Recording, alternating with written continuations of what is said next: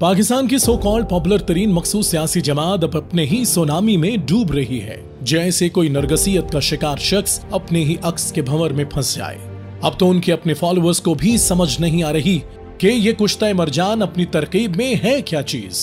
क्या ये एक सियासी जमात है, कोई इनकलाबी काफिला है, जेल में बैठे इनकलाबी लीडर का लवर्स क्लब, या फिर एक सामाजिक कल्ट है? अगर ये खुद को सियासी जमात कहते हैं तो इन्हें यह मालूम होना चाहिए कि सियासत और जमहूरियत महज इंतखाबी अमल के जरिए हुसूल इख्तदार का नाम नहीं। ऐसा होता तो मसोलिनी को तारीख फाशिस्ट और आमिर के नाम से याद न रखती। हालांकि वो तो एक मुंतखब हुक्मरान था और इत्तेहादियों से मिलकर उसने हुकूमत कायम की थी।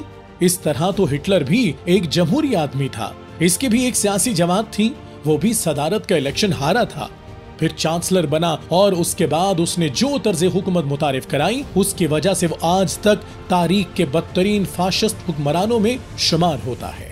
जमहूरियत असल में एक तर्ज अमल का नाम है। इस सियासी जमात के पास वक्त हो तो इसे इस सवाल पर गौर करना चाहिए कि क्या वाकई वो एक सियासी जमात है। इस मखसूस जमात के बानी के फॉलोअर्स को ये लगता है जो उनसे इख्तिलाफ करता है वो मुल्क दुश्मन है, गद्दार है और काबिल नफरत है। अगर किसी सियासी और सहाफती शख्सियत ने उनसे इख्तिलाफ करने की जसारत की तो सोशल मीडिया पर उसके खिलाफ नफरत भरी कैंपेन्स चलाना शुरू कर देते हैं। इसकी बड़ी वजह शायद ये भी है कि उनके फॉलोअर्स की अक्सरियत साल 2000 के बाद पैदा हुई। किस तरह फार्मर वजीर आजम ने माजी में जिनको गाली दी फिर उन्हीं से हाथ भी मिलाया। उन्होंने होश संभाला तो उनके लीडर के जलसों का जोर था। वो नहीं जानते कि माजी में इस लीडर ने किस किस को धोखा दिया, किस किस बानी कारकुन को उनकी असलियत आश्कार करने पर इस नाम नेहाद बानी की नफरत सहनी पड़ी, किस तरह उन्होंने ऑपोजिशन के दौरान किए गए हर वादे से आंखें चुरा ली। सियासत शुरू करने से लेकर हुकूमत में आने तक हर वो काम किया जो उनके जाती मफाद में था। इन हकाइक की बिना पर हम कह सकते हैं कि ये एक सियासी जमात नहीं बल्कि एक कल्ट है। इस पार्टी के लोग सियासी कारकुन नहीं बल्कि अकीदतमंद हैं। बानी जमात उनके नजदीक इंसान नहीं फरिश्ता है जो कभी गलत हो ही नहीं सकता। सब जानते हैं कि बानी जमात कोई अच्छे स्पीकर नहीं बल्कि ये बातों के शेर हैं। जब इक्तदार में थे तो रियासत मदीना की मिसालें देते थे, अंबिया और असहाबे कराम को कोट करते थे, मगरिब और चाइना की तरक्की की मिसालें देते थे, भारत से मवाजना करते थे और काम इनसे नहीं हो पाया। इन्होंने उन 3.5 सालों में रिकॉर्ड कर्ज लिया।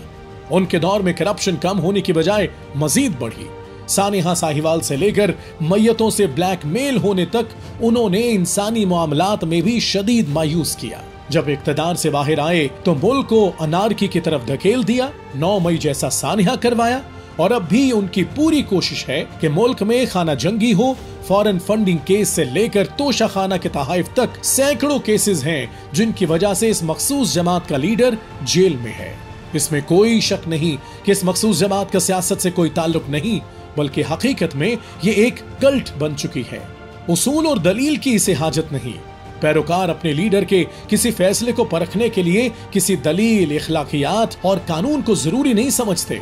इनका बयानिया बस यही है कि बाकी सब चोर हैं और इनका बानी ही सिर्फ दयानतदार है।